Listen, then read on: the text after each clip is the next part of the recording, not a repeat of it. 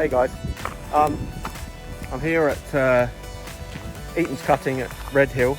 I'm just going to run some trails. It's only the second time I've been here, but I wanted to give you an honest review of the Kenevo SL that I've been riding for the last 6 weeks or so. I'm going to do the full review down the bottom of the hill in a second. It's a bit windy up here, so the mic might pick it up a little bit. But I wanted to say a quick thank you first to Mornington Cycles, because Mornington Cycles is where I got the bike from, where I got the wheels from, I got the seat from, I got the forks from. Aaron and the team there are super knowledgeable, not at all pushy, really friendly, and very generous. And I'll say at this point, I'm not sponsored by them in any way. I pay full price for all of this stuff. I just, credit where credit's due. Great guys, great support. And if you're in Melbourne, go and see them. I did get the shock for the bike, and I get most of my suspension stuff from Kieran and Aidan at Cyclinic. They're up in Brisbane in Queensland. And I'll put a link to both companies, I don't know, somewhere here, and I'll at them.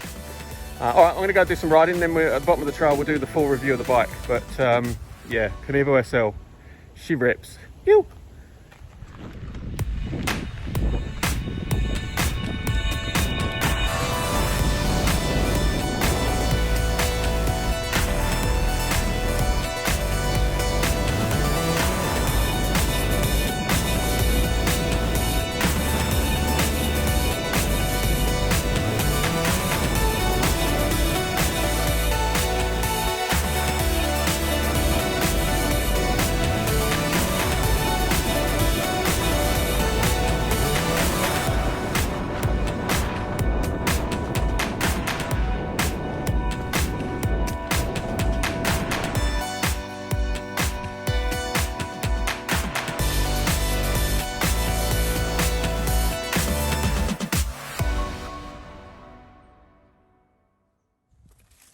I had a Levo SL, and I was gradually putting longer forks on it. I ran a cascade linkage on it. I was running it as a mullet. It was a large, just to try and help it turn a bit quicker.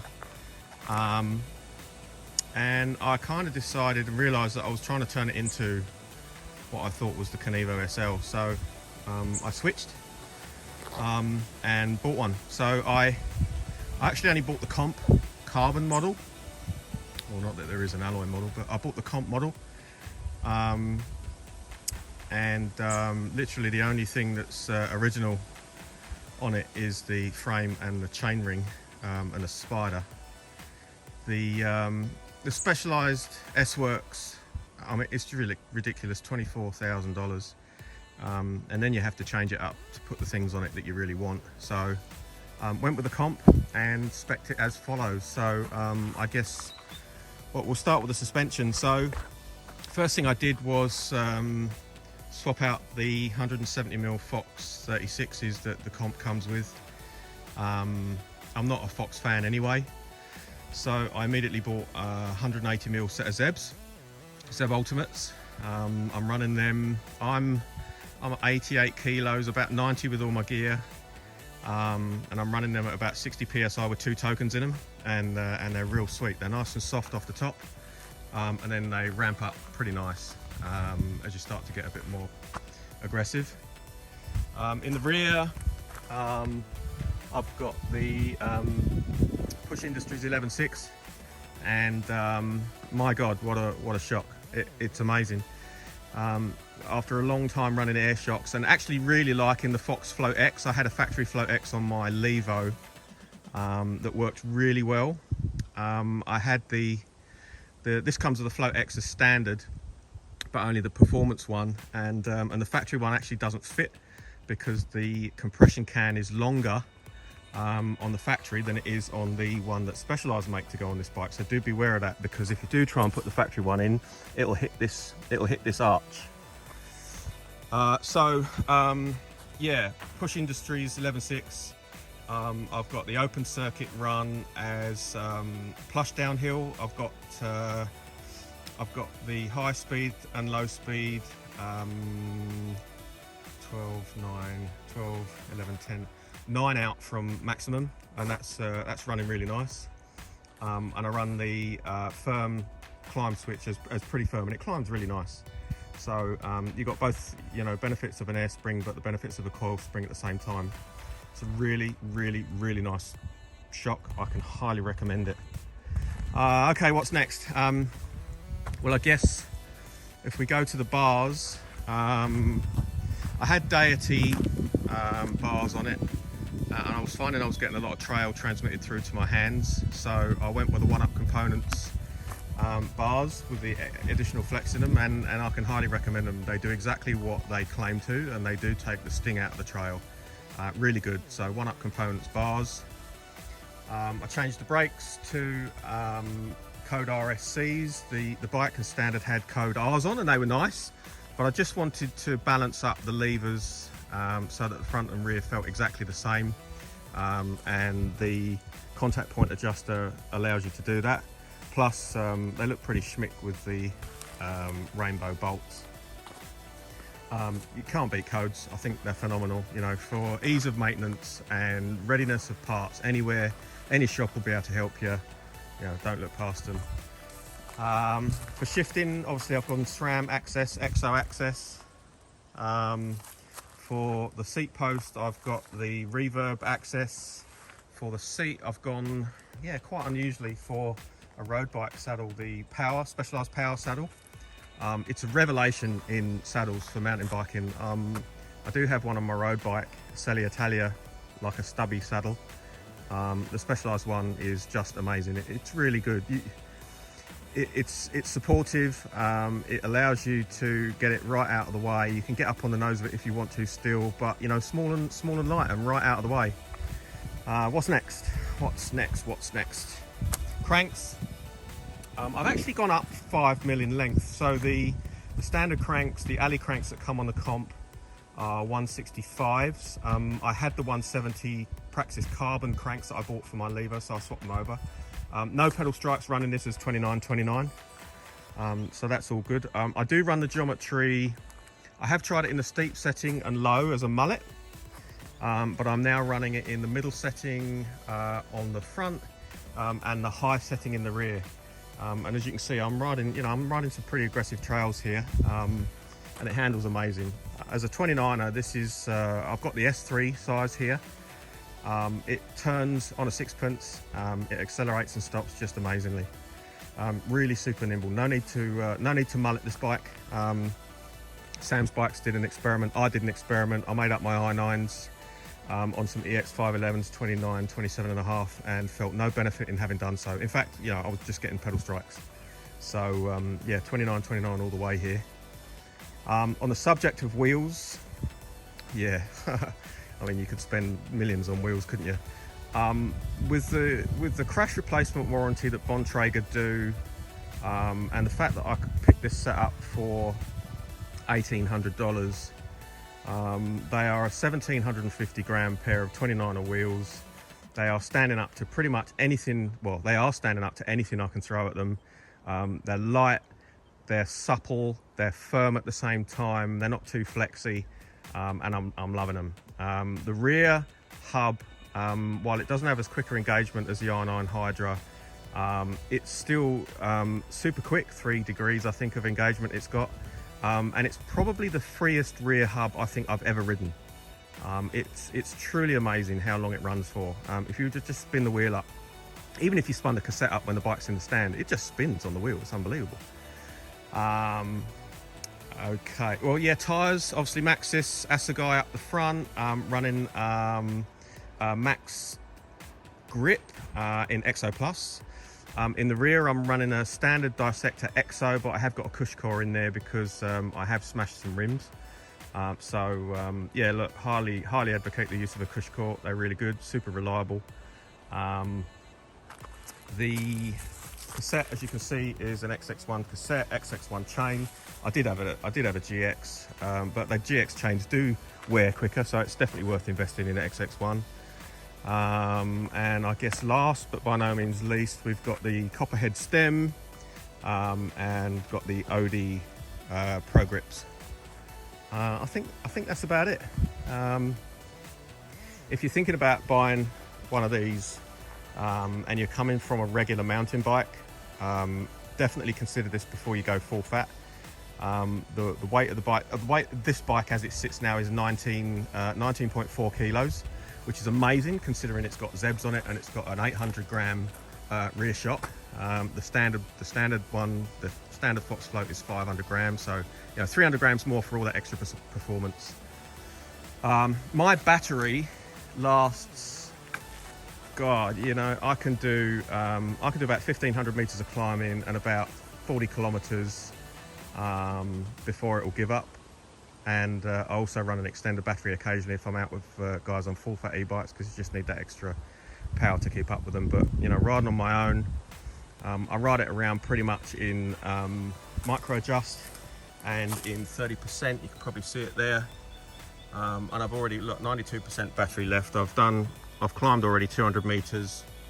I don't know how far I've traveled, not far. Yeah, I've only traveled 5K so far, so not a lot of battery used. Yeah, so there you go, Kenevo SL, 2022 Kenevo SL, Mastermind display, fully custom. I think better than an S-Works. And let's go do some riding. Enjoy. I'd mention on the way up here, the climbing ability of this bike. The Levo SL is very much a trail bike, and it does climb very well. And I think Sam Wordley summed it up really well when he said the Kenevo SL is a better trail bike than the Levo SL is an enduro bike, because this thing climbs every bit as well as the Levo SL, just for the last little kind of 5-10% when it gets super steep and technical. Can get a tiny bit light in the front. Other than that, this is a weapon of a bike. I'm now at 70%, done 10 Ks, 400 meters of climbing, and I've been back up and down a couple of the different runs. I've been trying to piece together a run called Shit Tickets. I think I've got it all nailed, except for a couple of big gaps in the middle, which luckily there's a beeline for. So next run will be complete run of Shit Tickets. If you're keen to watch, stay tuned, and I don't know, maybe like or subscribe. All hail the egg, Rob Warner.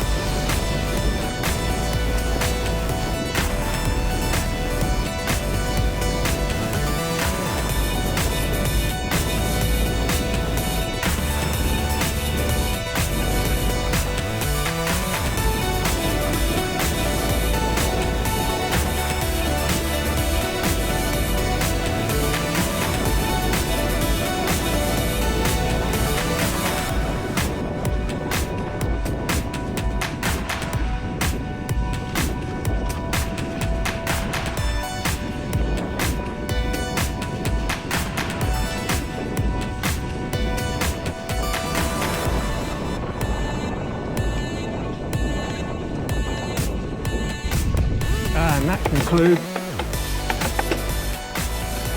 today's event. It is back to the car for me. That'll do. 800 metres of climbing, 20 k's of riding, and all on a Thursday. You!